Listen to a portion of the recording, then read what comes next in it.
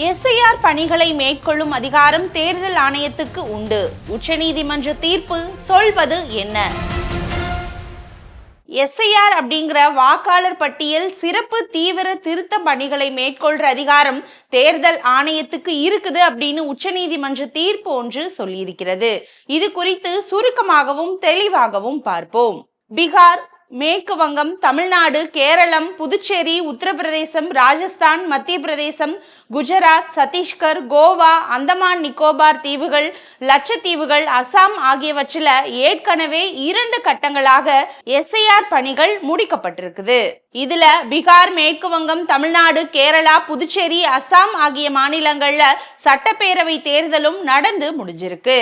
வாக்காளர் பட்டியல் சிறப்பு தீவிர திருத்த பணிகளை மேற்கொள்ற தேர்தல் ஆணையத்தோட அதிகாரத்தை எதிர்த்து பல்வேறு அமைப்புகளும் ராஷ்டிரிய ஜனதா தளம், திரிணாமுல் காங்கிரஸ், திமுக, விசிக உள்ளிட்ட அரசியல் கட்சிகள் சார்பிலும் தாக்கல் செய்யப்பட்ட மனுக்களை உச்சநீதிமன்ற தலைமை நீதிபதி சூரியகாந்த் தலைமையிலான அமர்வு விசாரித்து மனுக்கள் மீதான தீர்ப்பை தேதி குறிப்பிடாமல் கடந்த ஜனவரி 21 ஒத்தி வச்சாங்க.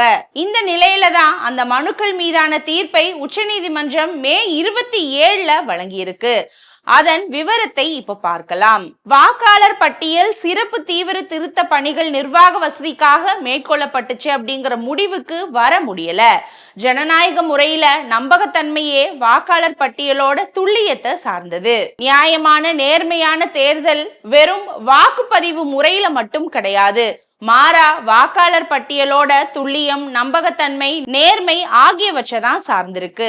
எஸ்ஐஆர் பணிகள் நியாயமான தேர்தலை நடத்துறதுக்கு தேவையான அரசமைப்பு கடமைக்கு உயிரூட்டி இருக்கு. எஸ்ஐஆர் பணிகள் மக்கள் பிரதிநிதித்துவ சட்டத்தோட முரண்படல. எப்போ தேவை அப்படின்னு தேர்தல் ஆணையம் நினைக்குதோ அப்போ வாக்காளர் பட்டியல் சிறப்பு தீவிர திருத்த பணிகளை மேற்கொள்ள முடியும். இதனால எஸ்ஐஆர் பணிகளை அதிகாரத்துக்கு மீறி தேர்தல் ஆணையம் மேற்கொண்டதா கூறவும் முடியாது. 40 ஆண்டுகளுக்கும் மேலா வாக்காளர் பட்டியல் திருத்தம் செய்யப்படாத நிலையில இருக்குது. வேகமான நகரமயமாக்கல்ல வாக்காளர்களோட புலப்பெயர்வும் வாக்காளர் பெயர் சேர்ப்பு, நீக்கம் உள்ளிட்ட காரணங்களால வாக்காளர் பட்டியல்ல பெயர்கள் ஒன்றுக்கும் மேற்பட்ட தொகுதியில இடம்பெறுது.